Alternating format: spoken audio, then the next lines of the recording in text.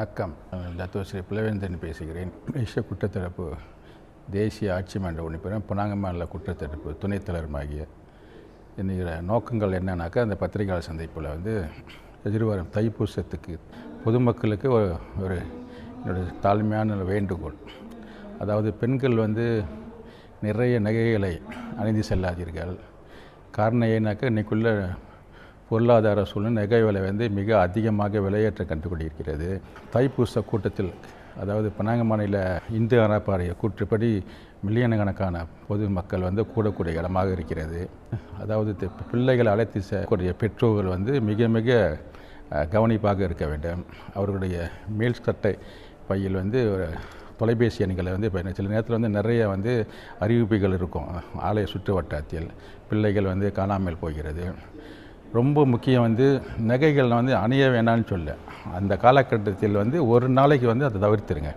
அப்படியே நீங்கள் விருப்பப்பட்டு அணிங்கிறனாக்க அந்த கழுத்தை சுற்றி சுடிதார் என்றதை போட்டுருங்க.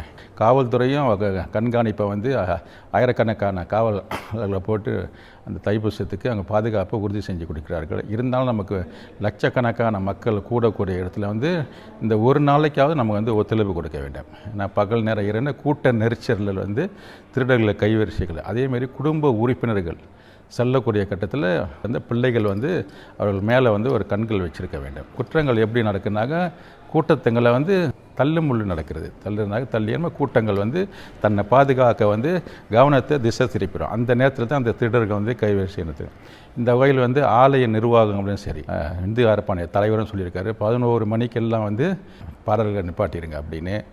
அதையும் இருக்கு. பெரும்பாலும் அந்த கலாச்சார உடையோட இந்த கலாச்சார பாடல்கள், சினிமா பாடல்களை தவிர்த்து ஆன்மீக பாடல்களை படுத்த நமக்கு பக்தி உணர்வோடு தைப்பூசத்தை கொண்டாடலாம். இது தாழ்மையான வேண்டும். இந்த வேளையில் பல அரச சார்பற்ற இயக்கங்கள் மற்றும் இந்து அறப்பாணையம், ஆலய நிர்வாகம், பெரும்படியாக காவல்துறை அவர்களுக்கு நிச்சயமாக நீங்கள் ஒத்துழைப்பு கொடுக்க வேண்டும். அவர்கள் கூறக்கூடிய கட்டளைகளை பின்பற்றி நடந்தாக்க எந்த ஒரு அசம்பவமும் நடக்காது. நம்ம தைப்பூசம் என்பது சமயம் கலாச்சாரத்தை சார்ந்தது.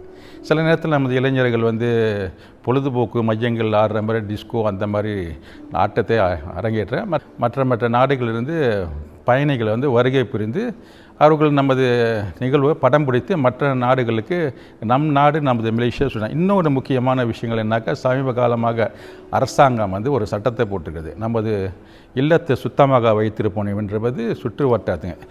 குப்பைகள் ஏதாவது இருந்தால் கையில் ஒரு பிளாஸ்டிக்கோ வச்சுருந்து அதில் உள்ளுக்கு போட்டு தனியாக சரியான குப்பை போடுறது. இல்லதுனாக்க இன்னும் நமது மாநிலத்தை அவதாரங்கள் இது வரைக்கும் ஆரம்பிக்கல. இருந்தாலும் இப்பயே நம்ம அது பின்பற்றுவோம். அதுதான் நமக்கு சுத்தமான ஒரு நாட்டை நம்ம எதிர்பார்க்க முடியும்.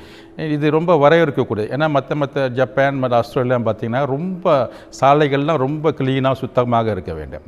அதுவும் நமது மக்களுக்காக நமது நாடு வளமாக சுற்றமாக இருக்கிறத அரசாங்கம் செயல்படுத்தி கொண்டிருக்கிறார்கள். இந்த வகையில் இறுதியாக காவல்துறைகள், ஆலய நிர்வாகம் எல்லாம் ஒத்துழைமை கொடுத்து ஆலோசனைப்படி நடந்தாக சிறப்பான தைப்பூசத்தை நம்ம எதிர்பார்ப்போம்.